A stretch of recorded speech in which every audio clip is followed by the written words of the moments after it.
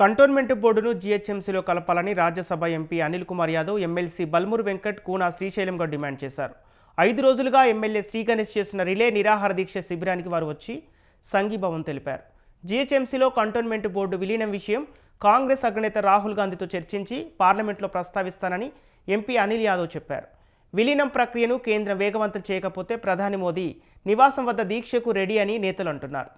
కంటోన్మెంట్లోని రాచరిక పాలన ఈ రిలే నిరాహార దీక్షలతో అంతం కావాలని శ్రీ గణేష్ ఆకాంక్షించారు. కేంద్రం వినకపోతే వేలాది మంది ప్రజలు కాంగ్రెస్ అగ్రనేతలతో కలిసి ఢిల్లీలో దీక్షలు చేస్తామని అన్నారు.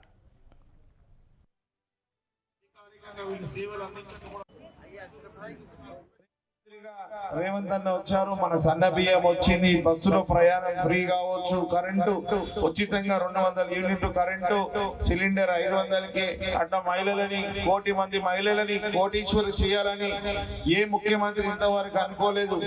భారతదేశ చరిత్రలో రాష్ట్రంలో ఉన్న సికింద్రాబాద్ కంటోన్మెంట్ విషయమే కాదు, యావత్ భారతదేశంలో ఉన్న 62 కంటోన్మెంట్ బోర్డుల సమస్య కాబట్టి ప్రతి చోట ఇదే రాచరిక వ్యవస్థ, ప్రతి చోట ఎలక్షన్లు లేకుండా ఒక బీజేపీ పార్టీకి సంబంధించిన ఆయనని పెట్టి పరిపాలిస్తున్నారు. రాజ్యాంగంలో ఏముంది?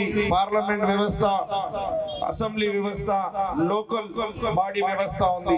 లోకల్ బాడీ వ్యవస్థ అంటే స్థానికులు, ఇక్కడ లీడర్లు ఉండాలి, ఎలక్టెడ్ రిప్రజెంటేటివ్ ఉంటేనే, అధికారికంగా మీ ద్వారా గెలిచినోడైతేనే అధికారులు వాళ్ళ మాట